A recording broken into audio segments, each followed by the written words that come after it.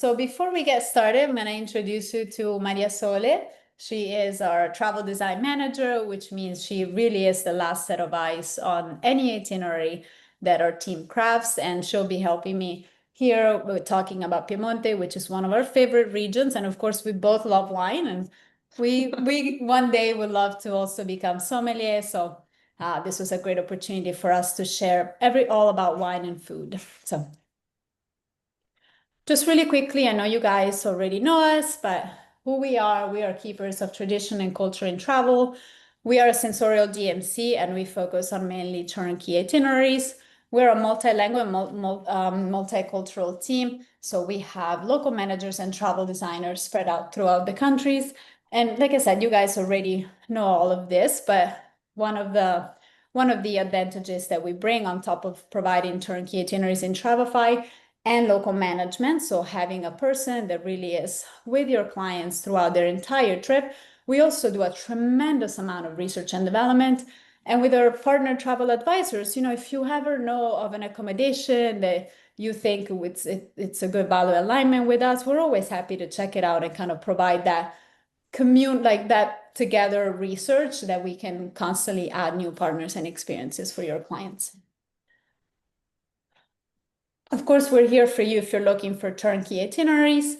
We're a small team, so if you do charge a planning fee to your clients, we always appreciate it because every itinerary we design, we take the time, and our team really spends a tremendous amount of resources crafting every itinerary. There's no pre-made template, so we really appreciate it when you charge a design fee to your client.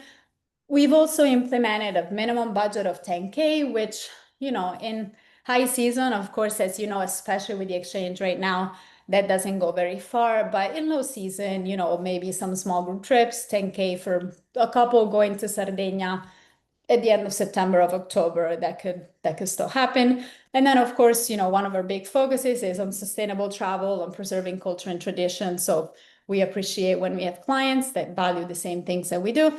And most of our planning window is between 6 to 8 months, even a year. We're getting into 2026 planning season, which is great. Of course, we still can help with last minute requests, but our ideal clients, right, they are kind of planning ahead so that they have more options, better prices, and all of that. So let's talk about the location of Piemonte really quick, and then I'll pass it on to Maria Sole. If the time allows in the itinerary, the best gateway to Piemonte is to fly in and out of Turin, or if they're coming from other parts of Italy, of course, they can take the train. It's also 3 hours from Milan by train and about 2 hours and a half from Lake Como. And from Milan, from Florence, it's a little bit further. But if you have time to kind of use Turin as your gateway to exploring the wine region, that's really something that we recommend, and then we'll get into it a little bit more in a few slides. Okay, so obviously the peak season of this region is between June and September. It's a wine region, so during harvest time is the most beautiful time to go and visit Piemonte. The best time to avoid crowds, as you guys already know, we love to travel off season, is between November and April, but we need to be very careful of hotel closures between November and March. Yeah, and of course, there's always alternatives. So, like Maria Sole said, we love to de-seasonalize, travel so that we're avoiding those peak times. So, if your clients are not looking for the virtuoso 5-star properties and they're happy with luxury suites, high-end bed and breakfast, and even some wine resorts with just a couple of rooms, then they can accommodate that off-season travel. Okay, so as you already know, Piemonte is a wine region, very famous for wine, and you probably all already heard of Langhe.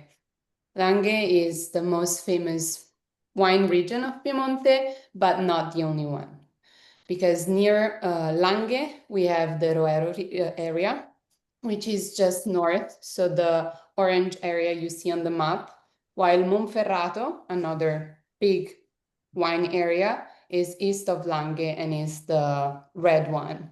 So keep in mind that for your clients, there are also other areas to explore in Piemonte other than Langhe, which are more off the beaten path and can give that true authentic Italian feeling to their trip.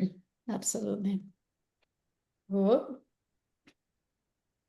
Okay, so let's get into their differences real quick. So Le Langhe is obviously very famous for their red, like Barolo, which I think everybody knows, and it's probably one of my favorite wines. I think Karen's too, is like this full-bodied red that embodies the Langhe region. While if we move to the Roero area, it still focuses on red wines, but is also very, very popular for some whites. While Monferrato focuses on the sweet ones, so like Moscato d'Asti or Barbera or Brachetto, which is like an iconic Italian wine. Like everybody here at parties has to have at least one glass of Brachetto before leaving, is like very famous. So we can say that Langhe focus more on the reds, while Monferrato focuses on their sparkling and sweet wines. Yes, absolutely. And one of the things that I love about this wine region, if you've been to Tuscany, they're very different. The first time that I went to Piemonte, one of the things that really shocked me and kind of impressed me is the closeness of everything. Like every piece of land, it's a vineyard. They're all attached to each other, which is also why in Piemonte you may not find as many certified organic wineries as you do in Tuscany, because if your neighbor is spraying, right, which of course a lot of them are not, but it's very likely that some chemicals are gonna get on your vineyard as well. But seriously, if your clients have time, you can explore more than one region within Piemonte because everything is so compact, and we'll get a little bit more into details on that as we go along. So just a brief story about how Langes wine became what we know today. It first started so it has always been a very rural and poor region. So where winemaking was basically for local consumption. Everybody had vineyards in their backyards and they just produced it for their families and friends. But at some point, there was a switch between 1950 and 1970s where the focus was from quantity to quality. So people that had vineyards in their backyards and just gave the grapes to the big producers started to really producing it and focusing on quality instead of quantity. In the 1980s and 1990s, it's where the Barolo and Barbaresco really became very popular internationally. But the big switch was in 2014, when these areas became UNESCO World Heritage Sites. So this is when I think there was like this big step where tourism started coming in and there was this focus on wine. Absolutely. And UNESCO, of course, also brings a lot of money to the region, Yes. right? So that was the time where those backyard grandma and grandpa's vineyards that would sell the grapes to the larger co-ops or wineries, they now could invest, and they got some help from the government to really invest in their own production. And that's where quality boosted and quantity kind of tanked. So But I think we need to focus on food as well, because what's wine without good food? So there are some incredible traditional dishes from this region that pair so well with these wines, and a few are really worth mentioning. Like the first that comes to mind is brasato al Barolo, which like this beef cooked very slowly in the Barolo wine. So like it's perfectly paired with Barolo itself, or like the bagna cauda. The bagna cauda, I think, is the best dish to describe the Piemonte tradition. It's like a very poor dish because it's like a dip made with garlic and anchovies. So back in the days, it was the primary dish that you found on the tables, but it's really like it gives this flavor, and it's served with raw or cooked vegetables, and it's paired very well with dolcetto. But it's like if you go to Piemonte and you really want to have a taste of its real tradition just ask for a bagna cauda. And of course, it's not like not every restaurant serves it. Is like trippa in Rome. It's a very strong dish. But if you find the right place to go, it's something you should try at least once. Great. Awesome. So I know that most of you, there were a few new names, but most of you already know us. If you know us, you know we're fan of slow food. And Piemonte is home to this tiny little town called Bra, where the whole slow food movement was started. It was started as kind of a rebellion of the first McDonald's that opened in Rome, actually, near the Spanish Steps.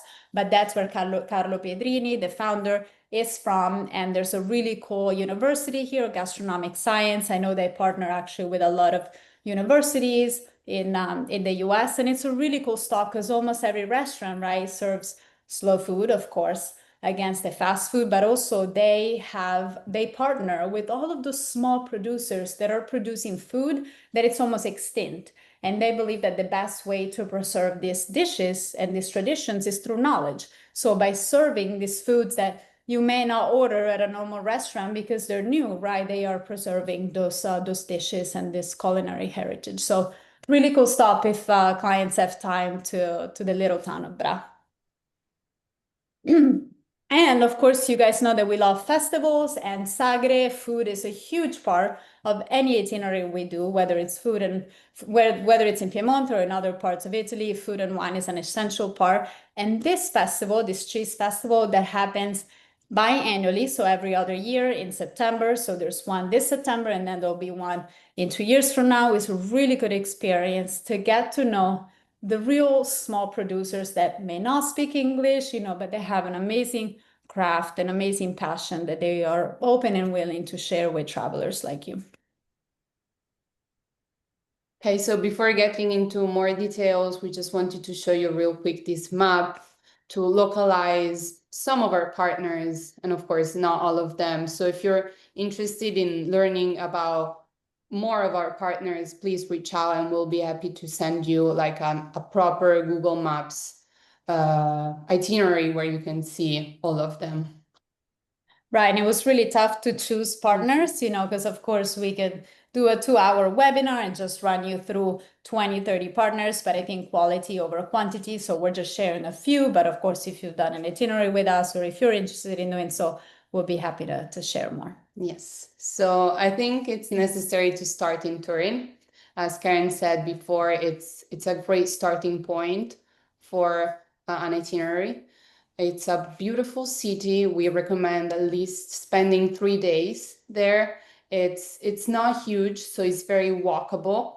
And the cool thing is that even when it rains, you can get around thanks to all these porticos that are spread throughout the city. And like there are some beautiful museums. The Egyptian one is one of them, and it's one of the most important in Italy. And of course, food. Like Turin as well has some incredible foods to try, such as gianduja chocolate, which is the ancestor of Nutella. I don't know if anybody knows it. I think it's even better. It's less sweet and processed. It's more authentic. And yeah, another cool thing about Turin is it's the birthplace of the aperitivo. I think everybody here loves an aperitivo. I know me and Karen do a lot. And it was created here in 1786, thanks to the creation of the vermouth. And in Turin, you can also pair it very well with tramezzini, which is a cool sandwich, a stuffed sandwich. There are different ingredients you can put in it, and it goes very well with an Aperol Spritz, I can tell you. And the cool thing about the aperitivo is its origin, like from the Latin aperire, which literally means to open. It opens the stomach before dinner, because here we usually have it around 6:30, so before dinner, and it opens up your stomach before what it comes later. Exactly. And the word aprire in Italian means to open, right? So this is a cool new fun fact that you can share with your friends when having the next spritz. So, still in Turin, our favorite accommodation here is Look to VIP House. It's like a boutique hotel. It has only 4 rooms, and the owner, Juliana, is a designer that wanted to share her passion for hospitality and created this boutique accommodation that, as you can see from the first picture, is very eclectic. Like it has some personality, I would say. And it's very like she's there to welcome her guests personally. So it has that familiar feeling. It's locally owned, obviously. And something that everybody has to try is their breakfast, which let me tell you is delicious. Great, awesome. And of course, we do have more accommodations in Turin, but this website is all about food and wine. So that we just wanted to share one of our favorite ones. And we're going to move into Barolo, one of our first kind of stop in our journey through the wine regions of Piemonte. This is a beautiful hilltop town. So on top of being famous for its wine, of course, and its vineyards, it's so everywhere you look. Everything you see in these pictures, they're vineyards, every single plot. And every single plot probably is owned by a different person, right? So going back to what we said before, very beautiful small town. So definitely recommend if people, I mean, Piemonte, it's really hard not to have a car. Of course, you can have private drivers, right? So if you have private drivers, maybe staying in the center of town could be a good option. But also the beauty of this area is having your own car, having the flexibility to just wander in the amazing, amazing vineyards that line all of the streets. And of course, Barolo is the king of the wines. It's, yeah, probably my top three reds, favorite red wines, together with the Etna Rosso and, of course, the Brunello di Montalcino. Of course, it's such a strong, bold wine that pairs with really good, strong flavors. And in Barolo, just to put it into perspective, the whole area of Barolo, it's only 12 square miles. If you know Chianti, Chianti is 386 square miles. So going back to what I was saying with the areas being very small and just packed with vineyards, you can tell how much smaller this area is compared to some of the other wine areas in Italy. But they have, there's about 300 wineries that produce Barolo. There's, of course, wineries that produce Barolo outside of the DOC denominations, but of course, always check the label because in order to produce the DOC Barolo, you have to be within that region. And one of the best food pairing is the risotto al Barolo, so definitely a must try when you get to visit. Okay, so La Rosa Gialla is a cool accommodation we have right in Barolo. It's locally owned. It's Marina and her daughter Valentina and Federica that welcomes you right into their home, basically.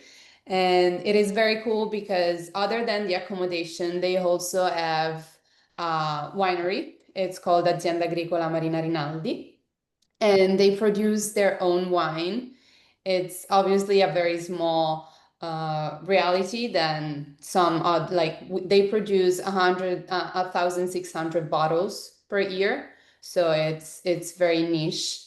And they also, other than wines, they also produce hazelnuts, which is another typical product of the area. So it's definitely another experience that is worth proposing to clients that come here. Yeah, and they produce of Barolo, I think it's either 600 or 800 bottles. Yeah. So even though they are a bed and breakfast, and I actually don't know what happened with this picture because this must be an old photo. They've actually upgraded a lot of the rooms and they have all white linen. It is between a 3 and a 4 star. Okay, so obviously, this is for somebody that wants really authentic experiences. But even though they are a bed and breakfast winery, they cook you lunch, they cook you dinner, based on the guests, they do pizza parties. So it's literally like becoming a part of the family if your clients are seeking for that experience. And they are in a small little area, but they're like 2 minutes from the center of Barolo. So it's really a really central home base to explore that town. Okay, so Tenuta Bussia is another favorite of ours in the area. It was born as a winery. It is family owned and run as well. It's the fifth. Eleonora is there to welcome you. It's the fifth generation of people that run this place. It was like it started as a winery and then it became a beautiful accommodation. It has this beautiful infinity swimming pool overlooking the vineyards, and it's the best place to wind down after a long day of exploring the area, drinking wine, and they make you feel at home. Yeah, exactly. Eleonora, the owner, she's always there to greet guests. And again, these are just a couple of the accommodations in Barolo. As you know, you can move 10 minutes, you can drive 10 minutes from here and you're no longer in Barolo, right? You're in a different wine area. But a lot of those wine resorts, they all started as wineries first, right? And then they kind of opened up to hospitality. A lot of them did significant renovations work to kind of get up to the standard of clients that they wanted to receive. So yeah, this was just, of course, Tenuta Bussia has its own winery, so it's one of the experience, of course, that we always recommend. They're a mid-size, for our standards, they're a mid-size winery. They produce about 150,000 bottles a year, which for normal wine standards, people in the US into wine are probably thinking, that's a micro winery, that's so small. But for Italian standard, that's considered a mid-size winery compared to La Rosa Gialla, which produces 1,500 bottles a year. So Okay, and another cool winery on the smaller side is Diego Morra. Once again, just to come back on the quality versus quantity, his family started it as they didn't make wine. They just sold the grapes to bigger realities. And then in 2006, he just took over and started making his own wine, becoming like one of the best, I think, in the area. He has a lot of recognition. And alongside the wine, he also has nocciolati, so hazelnuts, peels. So it's very cool. He offers a lot of experiences that combine both wine and hazelnuts. And again, it's a smaller reality. He produces 70,000 bottles per year. So compared to Tenuta Bossia is smaller. yeah. And going back to slow food, on top of slow food, there's also slow wine. So if you're ever looking for a winery anywhere in Italy, really, the Slow Wine Guide is a great resource. Of course, it gets updated every year. So just because a winery or a restaurant, right, was part of the slow food or the slow wine catalog, 5 years ago, it may not mean that it's the same, but that's a really good resource for you to find really, really great wineries as well. So Mondovi is another cool stop to keep in mind for your clients, is between the Langhe and the Alps. It is like in the middle of these vineyards fields and offers beautiful landscapes. It is in a very strategic location, as even in the winter, it can be a very good base point for the ski resorts. And it is very famous for its hot air balloon. It is actually considered the hot air balloon capital of Italy. And every year in January, there is like a rally, as you can see in the picture. Is so cool to see and to experience firsthand. And Mondovì is more than just hot air balloons.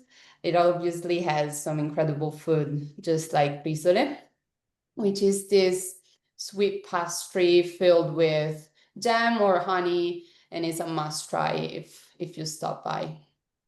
Great, absolutely. Another great, again, stop as you're getting from place to place or even home base as we're trying to de-seasonalize, right? Like in January, you're close enough to the mountains, but then also you can have that amazing wine experience. If you catch a sunny, beautiful day in January, Yes. walking among the vineyards, it's a really beautiful experience as you see them dormant for the season. Alba. Alba is another great stop along the way. Probably you heard of it because of white truffles. It is like so famous even internationally, but it has so much more to offer than just truffle. It has these narrow cobblestone streets and this authentic charm of like a real Piemonte city. But to go back to truffle, every year from October to December this year, from October 11th through December 8th, there is this White Truffle Festival where you can find all the local producers of this delicacy, obviously.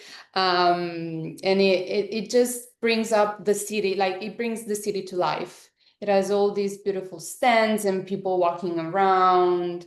And it's a very, if you have clients going there during this period, is a very cool experience to keep in mind. Yeah, and during this time, you can also have a really authentic truffle hunting experience. Of course, there's summer truffle, but as I'm sure you know and have run into, a lot of the truffle experience companies, right? And that's what they do. They just hide the truffles and then they have the dogs that go and search it. But going on a real truffle hunt, with the kind of grandpa that has been doing that for generations, he may not speak great English, so you have to bring a translator, and you may not find truffle, right? That's the whole thing of a real truffle hunt. Although if you go during this season, those dogs are really good at hunting those truffles. So definitely another good selling point for your clients to get them to go that off season. Okay, so one of our favorite accommodations also in these areas, in the Lange, is the Lange Country House. This is one of the best accommodations with the worst website ever. They only, as you can see, they only have 7 rooms. They actually are at a brand score of 4 for us because they provide that luxury with that warm hospitality, agriturismo feel, right? Like country house. So the husband and wife, Nadia and Alessandro, they're there. It's on a run and operator. Nadia actually was the architect that designed and restored the farmhouse, because this has been in their family for generations. It's a 19th century farmhouse, and that her husband, Alessandro, he's more on the hospitality side. And it's really cool because when you go, they tell you the story about their grandmother, Anita, and their grandfather, Attilio, of how they also helped kind of giving a new life to this family establishment. They also have vineyards on site. They don't produce their own wine, but they have beautiful vineyards. So in terms of view as well, they combine that wine resort feel with the really authentic, family-owned agriturismo experience. And they have a spa. And we do love a spa. Yes. So Relais San Maurizio, it started as a monastery founded in 1990 and actually built on an ancient chapel. And then at the end of the 1990s, this banker, Pier Domenico Gallo, which was actually originated from Le Langhe, restored and opened then in 2002 this beautiful accommodation, which actually became the first 5-star hotel in Piemonte. So this is more on the luxury side for more luxurious clients. It has a spa, a gym, and a Michelin star restaurant. It has this beautiful property all around it, and you can actually rent e-bikes and go explore, or they have these hiking paths. You can just stay by yourself and you can really reconnect with nature. Yeah, and this accommodations is actually right up the border of 2 of the wine regions. And the only thing that I would say about this place is the location. It's located really up high, which of course makes for beautiful views. But I have heard from people going in the past that if they're self-driving, especially at night, it's a windy uphill road, going from, about 10-15 minutes going up. So it is quite isolated. I mean, they offer a lot on site. So if that's what your clients need, don't get me wrong, it's a stunning, beautiful accommodations. Of course, they have their own vineyards, they make their own wine, but just keep that in mind in case there are clients that want to self-drive. So Paolo Berutti is 10 minutes away from Relais San Maurizio, so it's a cool experience to combine with the accommodation.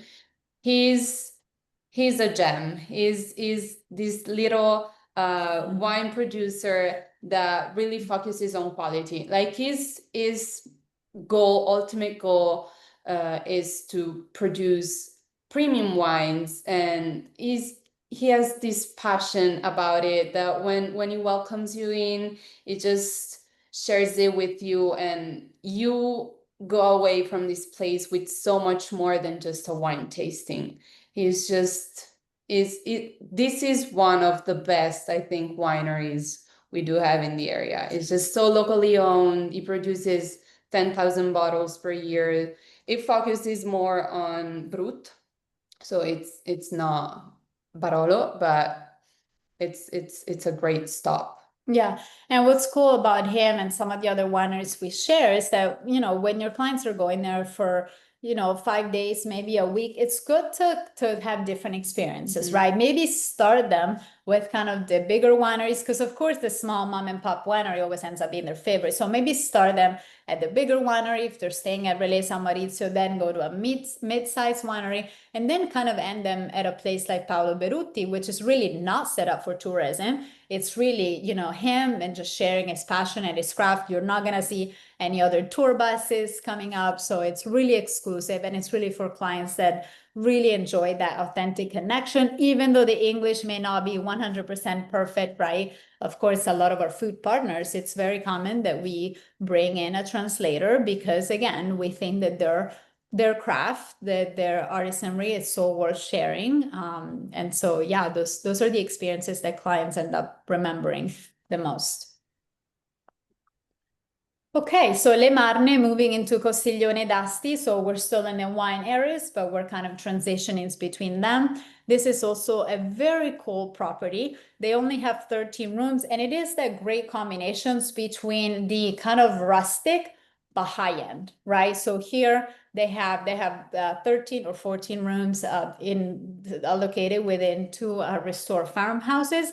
And as you can see, it's a very kind of industrial, rustic farmhouse feel, but at the same time, it's very luxurious, as you can see from the picture of the bed. They have an amazing 25-meter indoor-outdoor kind of infinity pool that overlooks the vineyards. They also do have a vineyard on site, which is a little bit bigger. I think they make about maybe 200,000 bottles a year. So again, right, if you have them stay at a wine resort that they produce a little bit more, then it's good to give them those experiences by visiting the smaller producers. But this is one of our favorites in terms of with also the agriturismo, in terms of that combination with luxury and service and authenticity with having the vineyards. Wow, so we made it through pretty quickly. Okay. Before we get to just wrapping it up, and we're going to introduce the webinar for next month, does anybody have any questions? We moved through this pretty quickly. Obviously, like I said, we didn't want to go too heavy into sharing a lot of the food partners and wineries, but wanted to give you a good overview to start from. So if you have any questions, please feel free to ask them.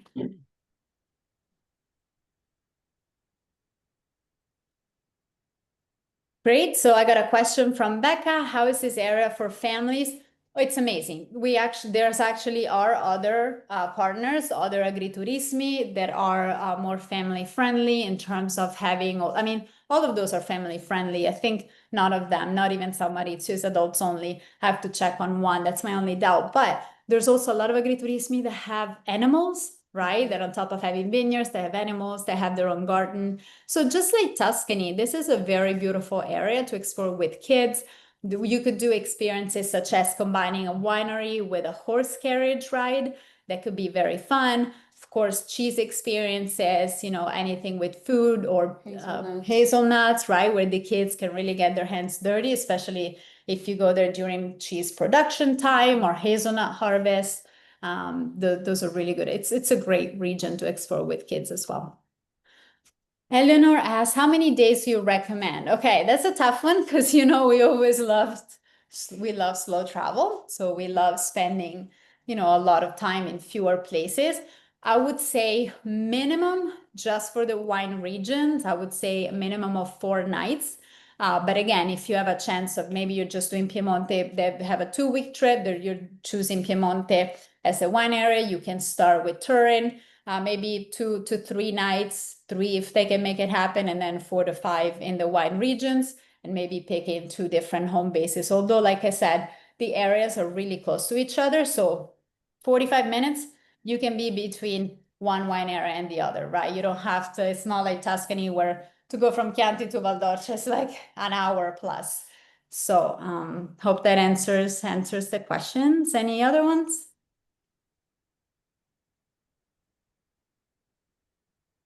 Okay, so we'll just show you guys the last couple slides and then we'll let you go have lunch if you haven't already had it. Of course, we've been talking about food and wine, so we're all getting pretty hungry. This is not this is not a small group trip about Piemonte. That'll be forthcoming, but as you guys know, we offer the small group trips that are obviously for your clients where we recognize you a commission. And one of the ones that we put on the books for 2026, as we love off season and off the beaten path, is a hiking trip to the Amalfi Coast. Amalfi Coast is one of our biggest markets just because people have heard from friends and you know we do all those trips during the high season on the Amalfi Coast, and we really try to even decentralize where people stay along the Amalfi Coast, which is more than just Positano, Amalfi, and Ravello. So we really decided to do a small group trip to showcase the authentic Amalfi Coast. When all of the big virtuoso five-star properties are going to be closed, we decided to do this small group trip based on hiking and food and wine. So if you have clients that you think would enjoy this type of experience where there's nobody else around, I mean, locals, right? But no mass tourism around, this is a really beautiful time of year. I go back every year. You know, I've gone in January, February. When you catch sunny days, you're wearing a t-shirt, and if you're temerarious enough, even jumping in the water. Of course, if you have any questions, happy to share more. But I know Piemonte is a region that's so very close to our heart, so we're hoping to share it with you and with some of your clients. So if you have any questions, we'll send you the recording for these webinars. But if you have any questions, please feel free to reach out. And then the next webinar will be on Liguria. So again, another area that I think Cinque Terre, you know, has been hit with mass tourism, especially post-COVID. So we're really excited to share with you some of the ways to still experience the region in its authenticity and sharing some of our favorite partners and accommodations.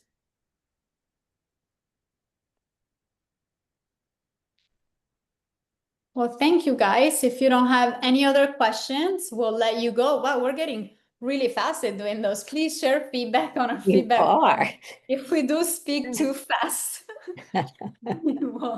we will work on slowing down. So we'll be sending you the recording shortly along with that feedback form. Please fill it out and also let us know what are some of the areas, right, that you would like to see in the coming webinars.